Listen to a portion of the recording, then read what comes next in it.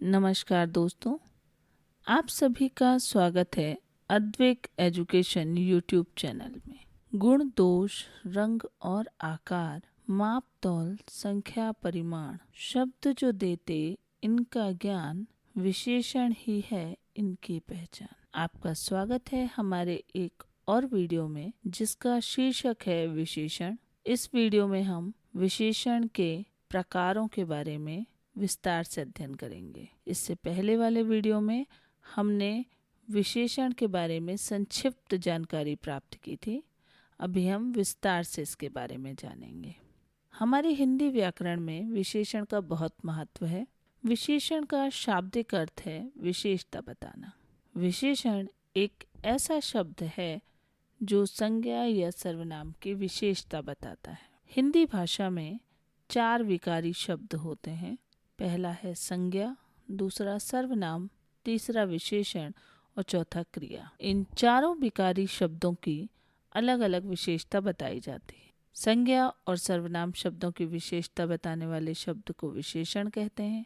विशेषण की विशेषता बताने वाले शब्द को प्रविशेषण कहते हैं।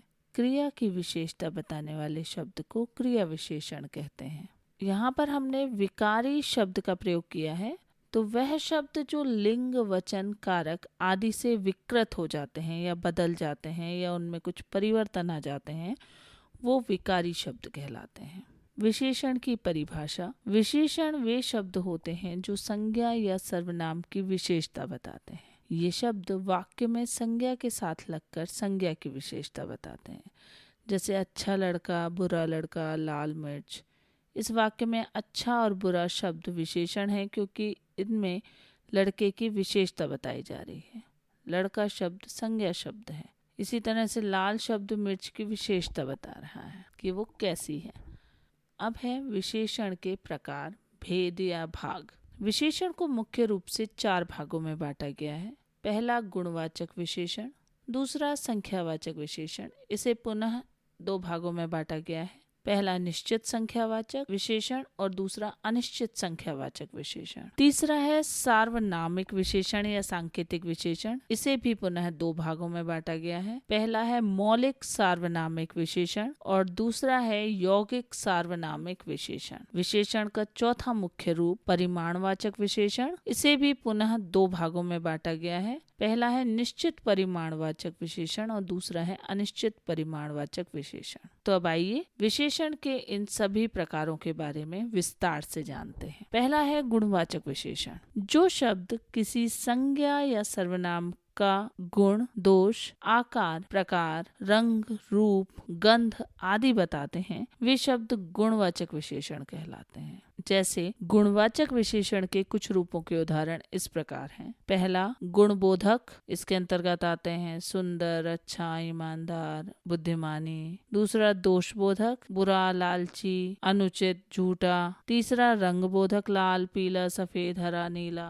अवस्था बोधक, लंबा, पतला, दुबला, मोटा, भारी। फिर स्वाद बोधक, खट्टा, मीठा, नमकीन, कड़वा। आकार बोधक, गोल, चौकोर, लंबा, चौड़ा, सीधा, तिरछा। स्थान बोधक, उजाड़, चौरस, भीतरी, बाहरी, ऊपरी, सतही। काल बोधक, नया, पुराना, ताजा, वर्तमान, भविष्य, अगला, पिछला, मौसमी, टिकाऊ, नवीन। दिशा बोधक, निचला, ऊपरी, उत्तरी, दक्षिणी, पश्चिमी। स्पर्श बोधक, मुलायम, कठोर। भाव बोधक, अच्छा, बुरा, कायर, वीर और डरपोक। दूसरा है संख्यावाचक विशेषण। तो जिन विशेषण शब्दों से संज्ञा और सर्वनाम शब्दों की संख्या की विशेषता का पता चलता है, उसे संख्यावाचक विशेषण कहते हैं। संख्यावाचक विशेषण में संख्या का पता चलता है। इसे हम गिन सकते हैं परंतु इससे नाप तोल नहीं कर सकते। संख्यावाचक विशेषण के अंतर्गत आने वाले शब्दों के कुछ उदाहरण हैं। 1, 2, पहला, तीसरा, चौगुना, दोनों, तीनों, प्रत्येक, हर एक। संख्यावाचक विशेषण के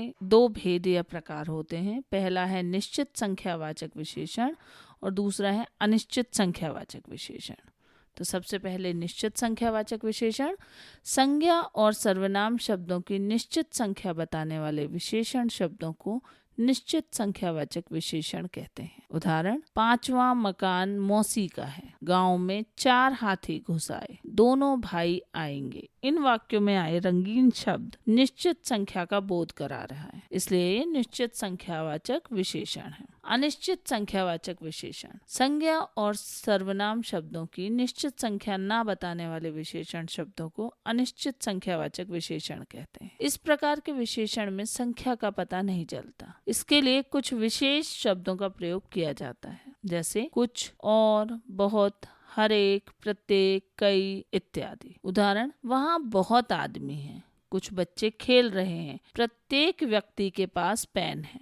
यहाँ बच्चों, आदमी और व्यक्ति की संख्या का पता नहीं चल रहा है। जहाँ बहुत, कुछ और प्रत्येक शब्द का प्रयोग किया गया है, ये सभी अनिश्चित संख्यावाचक विशेषण हैं। विशेषण के भेद के बारे में और जानने से पहले अगर आपने हमारे चैनल को सब्सक्राइब नहीं किया है तो कर लें, और हाँ, बेल आइकन को दबाना बिल्कुल भी ना भूलें, ताकि हमारे चैनल की नोटिफिकेशन सबसे पहले आप तक पहुंच सके।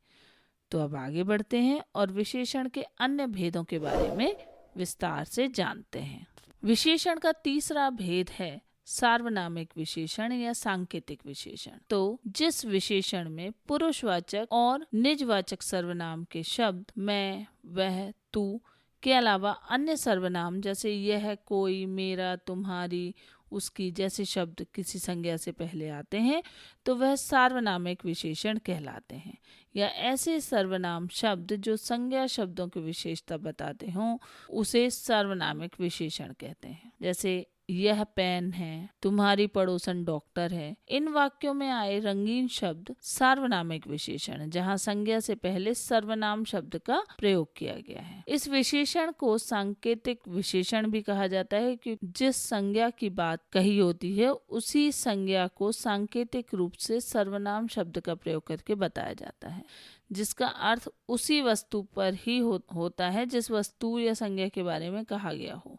जैसे मेरा घर गंगा किनारे है, वह छाता खरीदेंगे इत्यादि। इन वाक्यों में घर, छाता संज्ञा शब्द हैं, जिससे संकेत के रूप में मेरा और वह सर्वनाम शब्द प्रयोग करके दिखाया गया है।